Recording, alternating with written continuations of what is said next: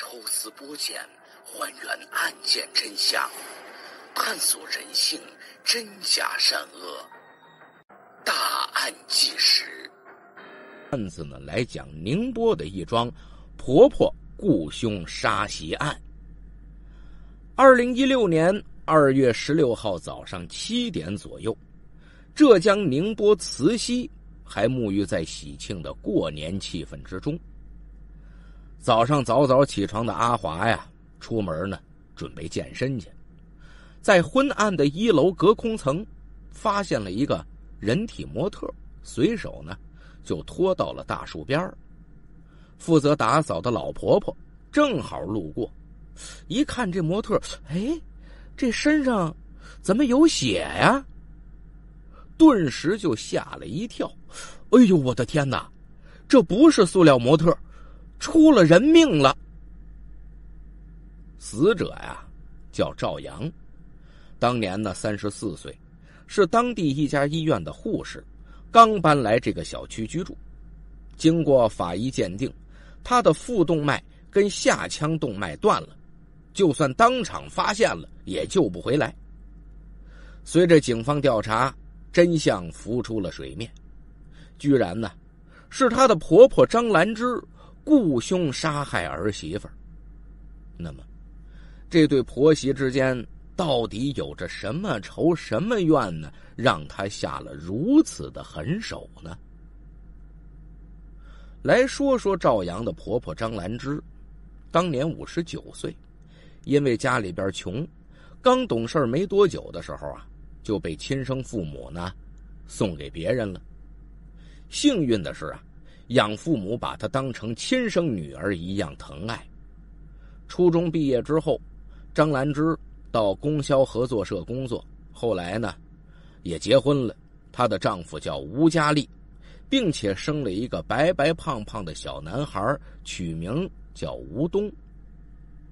然而啊，还在儿子牙牙学语的时候，丈夫吴佳丽就出轨了。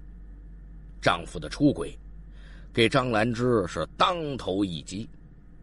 张兰芝呢没有离婚的勇气，加上吴佳丽当上了厂长，跟着吴佳丽还能有个平稳的生活，要真是离婚了，孤儿寡母怎么活呀？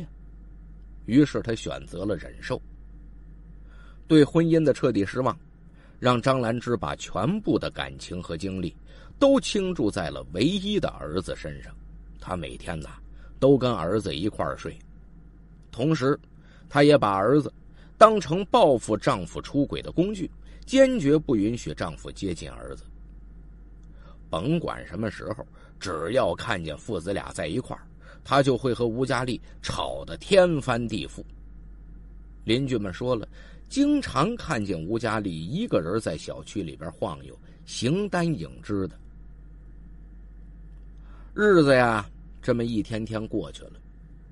吴东高中毕业，上了大学，大学毕业找了一份工作，是在一个事业单位。还没有女朋友的时候呢，张兰芝就在邻近的小区给他买了一套房子作为婚房。在张兰芝眼里边，自己的儿子长得帅，个子高，工作也不错，一定得找一个十全十美的姑娘。他托了很多朋友帮忙介绍，可是吴东一点也不领情，对于妈妈找来的相亲对象就是不来电。为这事儿，张兰芝跟儿子可是生了不少的气。2010年，已经28岁的吴东认识了同样年龄的赵阳，并且很快就相爱了。张兰芝知道以后很生气。这姑娘干什么的呀？做护士的。护士的收入少，你看看她，年龄又大，个头又矮，家里边也没有个儿子，就她一个独生女，将来她爸妈都得我儿子养老啊。这个女人身上没有一丁点让我满意的地方，根本配不上你。可是吴东和母亲的感受完全不同，他从小就目睹自己的母亲跟父亲歇斯底里的吵架，他呢，只想找一个温柔的女人好好过日子，千万别跟自己的妈妈一样。赵阳性格随和，善解人意，吴东觉得赵阳是最适合自己的伴侣。儿子的不听话，让张兰芝大为恼火，天天的劝儿子分手，还想去人家赵阳家里边闹腾去呢，但被吴东及时发现并且阻止了。吴东的父亲吴家立对这个儿媳妇非常满意，爽快的掏钱给儿子筹备婚礼，开始邀请亲朋好友参加婚礼。甭管张兰芝在家怎么吵怎么闹，这俩男人置之不理。张兰芝无奈之下，最后呢，只能是同意了婚事。吴东和赵阳很快结婚了，住到了张兰芝精心准备的婚房里边。可张兰芝又有了心事了。我的儿子就是我的天哪，是我生命的全部啊！这有了儿媳妇了，这会争夺我儿子的爱呀！这可不行。为了和儿媳妇争夺儿子，思来想去，张兰芝决定搬去和儿子儿媳妇一起住。于是在吴东婚后不久，张兰芝突然把自己的房子给卖了，搬到了儿子家里。即使婆婆有这样的举动，人家温柔的赵阳也没说一声，没有任何的反对，人家呢还欣然接受了。2012年2月，吴东和赵阳的儿子出生了。对于张兰芝来说每天为了照顾儿子跟孙子是忙忙碌碌的，再次感受到了一丝幸福。这时候的张兰芝有一种宿命般的想法，他认为呢，儿子随老子。吴东在孩子出生之后，肯定也跟他老子一样花心，喜新厌旧。等儿子对儿媳妇的新鲜劲儿过去以后，到时候我这个妈还是亲妈，可这媳妇儿就不一定是媳妇儿了。所以张兰芝和赵阳之间呢，没有产生过激烈的冲突，只有当儿子不在家的时候，张兰芝偶尔会找茬骂上赵阳2句。赵阳的一位朋友叫小娜，据小娜说为了讨婆婆的欢心，赵阳呢经常给婆婆买衣服，可是婆婆也不领情。这让赵阳很苦恼。2013年3月22号，赵阳又一次受了婆婆的气，忍不住呢发了一条微博发泄不满，说了一句自私的人。但是即便这样，赵阳依然压抑着自己，因为吴东对他真是太好了。每天下班以后，吴东呢都会赶回家里照顾孩子，帮妻子分担家务。他还曾经送给赵阳一个名牌的包包，令赵阳的朋友们羡慕不已。你看你找的这老公真好。2013年11月11号，儿子过生日的时候，赵阳发了一条微博，写的是宝贝生日快乐，问宝贝今天你开心吗？宝贝回答开心，妈妈一切的辛苦委屈压抑都被你这句开心融化了。可是吴东跟老婆孩子的亲近却让张兰芝这气不打一处来，心里非常的失落。唯一让他感到安慰的是什么呢？赵阳是护士经常上夜班，下了夜班回家呢就是睡觉。他们婆媳俩面对面的时间并不长，所以张兰芝呢就当这个人不存在。每次赵阳值夜班的时候，张兰芝打着照顾孙子的名义，就非得跟儿子吴东睡在一个房间里。可令张兰芝郁闷的事儿又发生了。去年儿媳赵阳突然不上夜班了。原来赵阳常年累月上夜班，身体不太好了。赵阳的父母呢也心疼女儿，托了关系帮女儿调了调班，让赵阳告别了黑白颠倒的生活。知道这个消息，张兰芝这心呐吭腾一下。果然，赵阳从上白班以后，一家三口整天在一块说说笑笑的。小区的邻居们也经常看见这对小夫妻手牵着手亲昵的聊天，俩人脸上啊都洋溢着幸福的微笑。比起新婚的时候，他们现在更加形影不离了。一般情况之下，说小两口过得幸福，感情好，当爹妈的这心里边更高兴。可张兰芝不是，她这内心呐更失落了。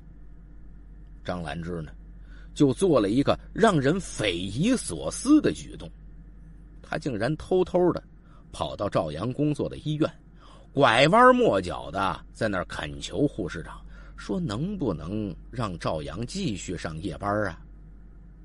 结果呢被护士长拒绝了。张兰芝失落的回家了。这事儿啊也让赵阳的同事们知道了，人同事们也都笑话，哎呀，这是个什么婆婆呀，真是个极品。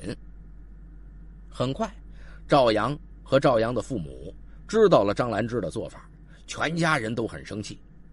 结婚之后，赵阳一直受婆婆的气，赵阳的父亲甚至动过让女儿离婚的念头。可是赵阳的母亲呢就总说劝和不劝离，并且这小两口感情真不错，人吴东对咱闺女也确实是好。他还总跟女儿说，我看呢你还是跟婆婆分开住吧，只要不住在一块儿就没矛盾了。随后又发生的一件事情坚定了赵阳要搬出去的决心。有一天呢，赵阳身体不舒服，跟同事临时换班，关着房门在卧室里边休息。张兰芝和吴佳丽回来之后，不知道儿媳妇在家，俩人因为琐事呢又吵了起来。争吵之中，赵阳突然听见公公在那儿激动地说，张兰芝，你就是一个恶毒的女人，你把你自己的养母都害死了，你他妈就是个神经病。根据案发之后张兰芝对警方的交代，张兰芝婚后没几年，养母身体状况变差，之后呢一直跟他们一起住。吴佳丽非常嫌弃张兰芝的养母。张兰芝说了，在一起吃饭的时候，我老公说她脏，说她臭，有时候看见我母亲在，她就去外边吃。丈夫出轨之后呢，为了挽回她的心，张兰芝在外面租了一个房子，让养母搬了出去。张兰芝说了，老人呐一直由我照顾，吴佳丽一直不理他，看他的眼神就好像是一个多余的老废物。丈夫对养母的嫌弃和冷漠，让张兰芝越来越觉得年迈多病的养母是一个拖累。张兰芝后来对警方交代，10年之前有一次我母亲生病，我给她吃了一些药之后，她就平静地死去了，我没有通知任何家属。吴佳丽当时虽然有怀疑，但也没多问，喊了几个朋友，把岳母呢就送去火化了。过年的时候，亲戚来给老人拜年，才发现人已经没了。亲戚找上门来要说法，张兰芝出门躲了几天，一时之间呢风言风语。可时间一长，就没人来追究了，毕竟都没有证据。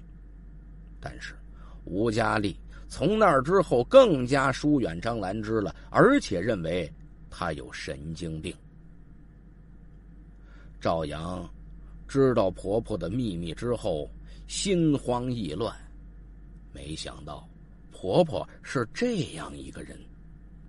可是她怎么也没有想到，有一天婆婆竟然会雇凶杀了自己。张兰芝为何要杀赵阳呢？这儿媳妇赵阳知道她婆婆张兰芝害死养母的这个秘密之后，可以说是心慌意乱，忍不住呢就跟自己父母说了。没想到啊，他的父亲一点也不吃惊，只是叹了一口气。当初啊，你跟吴东结婚的时候，我曾经四处打听过他家的情况，我就听说过你婆婆杀死养母的传闻，可是呢，我也没当真。那时候你都28了，好不容易找个这么好的女婿，怕影响你们的婚事，我就没把这个事儿告诉你。赵阳听他父亲这么一说，我的婆婆原来真是这么心狠手辣呀。赵阳再也不敢和婆婆住在同一个屋檐下了。一向习惯妥协的她，异常坚决地对丈夫下了最后的通牒：要么咱们搬出去住，要么咱们就离婚。2015年8月，夫妻俩花了40万，在金山村买了一套老旧的2手房。因为着急搬出去，这套房子的居住环境其实很不理想。老小区嘛，不像现在很多新小区似的，有物业管理有各种各样的监控摄像头。这个老小区人员复杂，治安不好。张兰芝得知儿子要搬走之后，哭着对吴东说：儿子，我算是白养你了你有了媳妇儿就把妈给扔了。不仅如此，张兰芝还每天对赵阳是辱骂不休，在家里边摔摔打打的，甚至要跳楼自杀。我不活了，别拦着我，我说什么我也不活了有这样的吗？养个儿子跟媳妇儿跑了，不要自己的亲妈了，我不活了。除了这个，他整个人也变得是疯疯癫癫的。有一回张兰芝跟邻居聊天，就说了这么一句：总有一天我得杀了这个儿媳妇儿。后来邻居回忆说，听到他这句话，我们也就只当是婆媳矛盾。这个婆婆太强势了，以为她骂2句发泄一下也就没事了。因为母亲的强烈反对，吴东与妻子商量着咱们先别搬，缓缓。一来安抚张兰芝的情绪，让她有一个适应的过程；二来咱们正好趁着这个时间把房子装修一下。赵阳说实话有点软弱，虽然不情愿吧，但还是答应下来了。甭管张兰芝多不讲理，毕竟是自己的婆婆，是丈夫的亲生母亲，她不想把婆媳关系闹得太僵。之后的日子似乎恢复平静了，大家尽量维持表面的祥和。但是赵阳已经对婆婆心里边有了这种害怕的意思了，一有空就跑去新房盯装修去，总是躲着婆婆。张兰芝对赵阳的敌意也越来越深。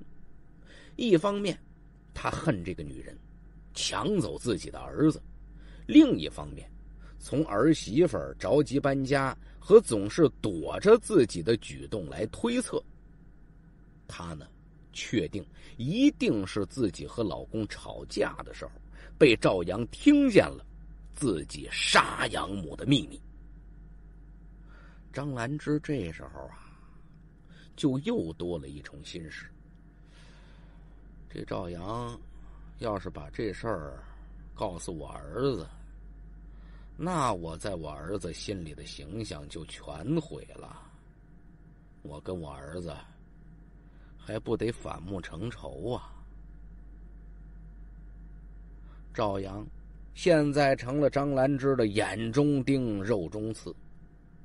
张兰芝是百爪挠心，可是又无计可施。有一天，张兰芝在小区里边跟朋友诉苦的时候，痛哭流涕的又喊了一句，说我要杀了儿媳妇儿。朋友就劝他，你呀，对儿媳妇儿好点，人赵阳也确实不错啊，你不要总是这样。张兰芝说要杀了儿媳妇儿这句话，说者有心，听者更有意，引起了附近无业游民赵平的注意。这之后，赵平找了一个机会，主动找上了张兰芝。大姐，你是真想杀了你儿媳妇吗？张兰芝一听，你怎么知道的？你那天跟朋友聊天的时候啊，我听见了。你就跟我说句实话，是不是真想这么干？要真想这么干，我这儿有主意。哦，那你说说。这样吧，我呀，把我一个朋友赵建国介绍给大姐您。赵建国这人呢，整天的无所事事，就想弄点钱。跟张兰芝见面之后一拍即合，对张兰芝说了，大姐，儿媳妇死了，你儿子还可以再娶，这不是什么大事啊，只要慎重处理好这件事儿，别人就会当成是个意外，这事儿啊很快就过去了。在张兰芝心里啊，这可是遇上好人了。哎呀，天底下怎么还有这么好的人呢？怎么还有这么善良的人呢？啊，这真是正能量啊。他感觉呀，赵建国简直是除了儿子之外最贴心的人了，还给赵建国买了新衣服，给他买了一辆电瓶车，方便他踩点作案。俩人里应外合，很快摸清了赵阳每天的活动规律，开始设计杀人方案。但是赵建国的方案呢，都被张兰芝否定了，因为张兰芝要求必须让赵阳看上去是死于意外，不能让人有一丝一毫的怀疑到我头上，尤其是不能让我儿子觉得我是个坏女人。最后他们决定伪造一个劫杀现场，因为赵阳新买的二手房小区住户杂乱，治安又不好，这个死因是最容易让人接受的。张兰芝一听赵建国的计划，赵阳这么死，这个死法我很满意，并且呢，支付给了赵建国5万块的报酬。为了方便伪造劫杀现场，张兰芝回家之后啊，就同意儿子和儿媳妇搬家的请求了。武东啊，洋洋，我也想明白了，小两口过日子呀，确实也得有你们自己的生活空间，我不拦着你们了，搬过去吧。小两口这一听，这好事儿啊，以为啊张兰芝呢真是想通了，结果没想到张兰芝这心里边憋着这么大的坏呢啊！可一切准备就绪的时候啊，张兰芝又犹豫了，一直到了2015年年底，他都没有作案。张兰芝后来在对警方供述的时候说，我对不起儿媳妇的父母，但是他们不应该把我不喜欢的女人嫁给我儿子呀。啊，谁来救我呀？我最后为什么对儿媳妇下手了？我是觉得我自己没救了。2016年年初，吴东带着妻子和儿子一起去南京玩，夫妻俩这一路上是恩恩爱爱，拍了很多的亲密合影。吴东啊，几乎每天都在朋友圈里边晒恩爱。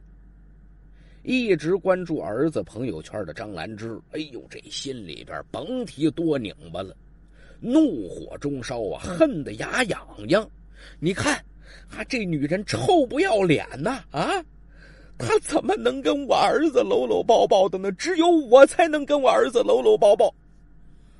不行，我必须要除掉她。于是就又找到赵建国，咱们那个计划呀，接着来吧。你呀，开始踩点儿，找机会下手。2月16号，大年初9，凌晨的时候，俩人又踩了一次点。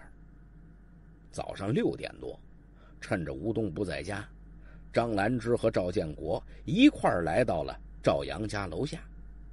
张兰芝给赵阳打电话，让他下楼拿东西。赵阳哪有防备呀？穿着粉色的卫衣、蓝色牛仔裤就下楼了。赵阳刚一露面，张兰芝就指着他对赵建国说：“快，就是他！”这时候楼下没人呢，张兰芝在旁边望风，而赵建国就对赵阳下了狠手。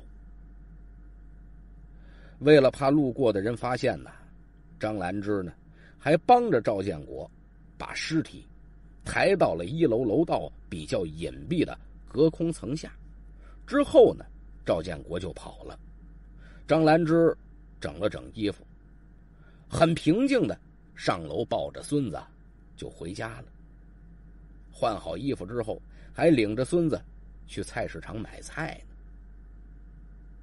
案发之后，吴东悲痛欲绝，他当天在朋友圈发了一条微信，说：“老婆，我永远爱你。”可是赵阳再也听不到了。他们年仅5岁的儿子也永远失去了妈妈。张兰芝这心里边还气不打一处来呢，人都死了，你还永远爱他，怎么没说过永远爱我呢？吴东沉浸在丧妻的悲痛之中，六神无主了。张兰芝再次成了儿子的主心骨。人都已经死了，张兰芝又做出了一个过分的举动，坚决不允许赵阳的遗体进门，说是被捅死的，不吉利。赵阳的父母呢，可怜女儿尸骨未寒，只好把遗体运回自己家里。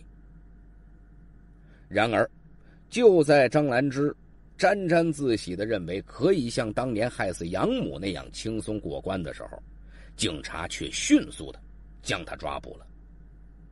根据邻居提供的线索和小区的监控录像，警方确定当天凌晨，张兰芝曾经和一个陌生男子到过小区，张兰芝有作案嫌疑。经过审讯，张兰芝亲口承认是他雇凶杀人。当天晚上，河南省商丘市高速交警抓到了乘坐客车逃跑的犯罪嫌疑人赵建国。负责给这起凶杀案穿针引线的赵平也被逮捕。在张兰芝对警方的供述里面呢，他把愧疚留给儿子，可是把所有的罪责推给了丈夫。他说了：“对不起我的好儿子，指使我干这件事儿，伤害、刺激、迫害我的人，就是没有仁义、两面三刀、笑面老虎的你的父亲，是他的所作所为造成了我的过错，真正的凶手不是我，是你父亲。我的宝贝儿子，让你失去母爱，这是我的错，再次请求你原谅我，对不起呀。”在2016年2月17号早上，张兰芝带着脚镣和手铐去厕所的路上，远远看见儿子吴东从讯问室出来。吴东神情呆滞，像行尸走肉似的，自始至终没有看他妈妈一眼。最终张兰芝犯故意杀人罪，判处死刑，剥夺政治权利终身。被告人赵建国犯故意杀人罪，判处死刑，缓期2年执行，剥夺政治权利终身。